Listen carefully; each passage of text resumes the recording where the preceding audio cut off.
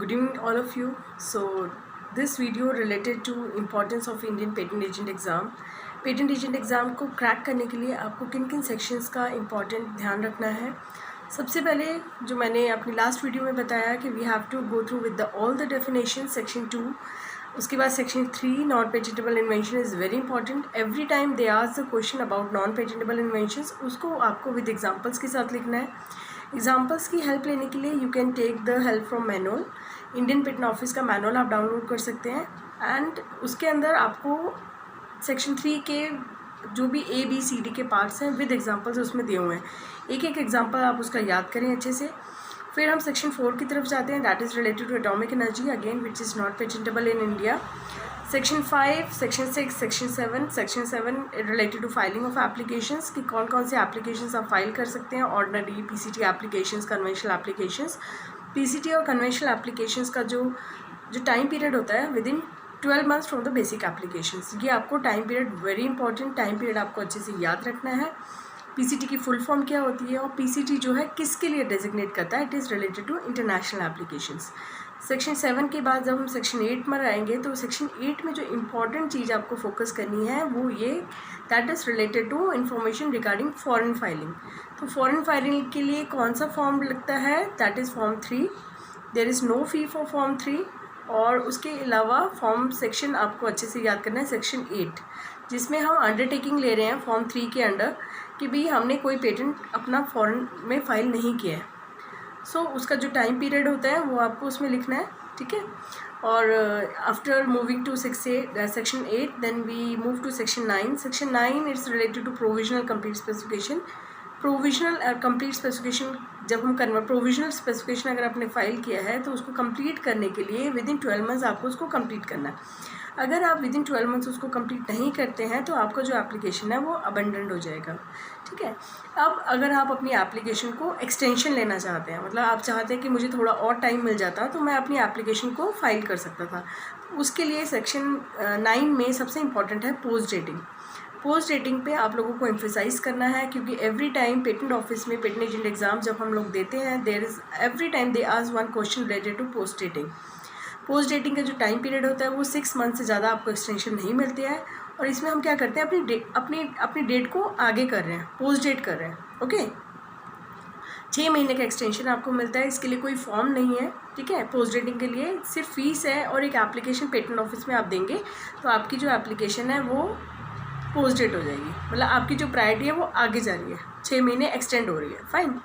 So section 9 में post dating important है। Section 9 में आपके टाइमलाइंस इंपॉर्टेंट है, प्रोविजन को कंप्लीट करने में जो टाइमलाइंस लगती हैं विद इन 12 मंथ्स आपको कंप्लीट करना है। और फॉर्म 1 के अंडर हम फॉर्म 1 और फॉर्म 2 जब फाइल करते हैं देन कंप्लीट स्पेसिफिकेशन और प्रोविजनल स्पेसिफिकेशन फाइल करते हैं।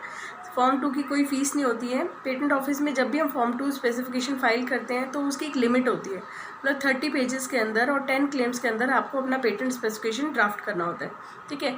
बट ऐसा नहीं कि उसी पेजेस में करना है, बट अगर आप बियॉन्ड 30 पेजेस जाते हैं, मतलब 31, 32, देन यू हैव टू पे extra money for that. Extra pages के लिए एक्स्ट्रा चार्ज लगता है हर पेज का, और एक्स्ट्रा 10 क्लेम्स की बियॉन्ड आप एक एक्स्ट्रा 11 क्लेम या 12 क्लेम बनाते हैं तो देन 10 क्लेम के बाद जितने भी क्लेम्स आप एक्स्ट्रा बनाएंगे उसका आपको पेटेंट ऑफिस में चार्ज देना पड़ेगा, fine. So this is all section 10 में कंटेंट ऑफ स्पेसिफिकेशन है कि स्पेसिफिकेशन के अंदर फुल डिस्क्लोजर होना चाहिए, पूरा मेथड डिस्क्राइब होना चाहिए। कंप्लीट स्पेसिफिकेशन आपका क्लेम्स के साथ एंड होता है और एक एब्स्ट्रैक्ट उसके अंदर होता है।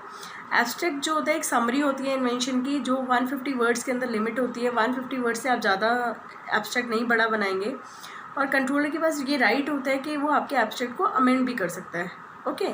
सो सेक्शन 10 में इतना ही है। सो सेक्शन बेसिकली 1 से लेकर 10 तक आज मैंने आपको बताया कि कौन कौन सी सेक्शंस पे आपको एम्फेसाइज करना है, कौन कौन से इंपॉर्टेंट पॉइंट्स को आपको याद करना है। वेदर सेक्शन 2 में आपको डेफिनेशंस अच्छे से करनी है, जिसमें जो डेट आपको अच्छे से याद करनी है कि बुदापेस्ट ट्रीटी किस दिन बनी थी, PCT किस दिन बनी थी, ठीक है।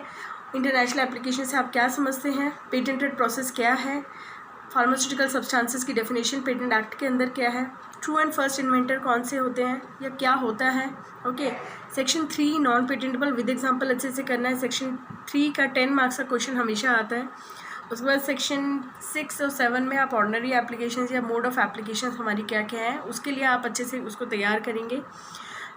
8 में फॉर्म 3 के रिगार्डिंग फॉरेन फाइलिंग के लिए पूछा जाता है, जो कि आपको स्टेट में अंडरटेकिंग के रिगार्डिंग फॉर्म 3 के थ्रू फाइल करना होता है। और जो 9 है वो आपका प्रोविजनल और कंप्लीट स्पेसिफिकेशन से रिलेटेड है। Section 10 is the content of specification.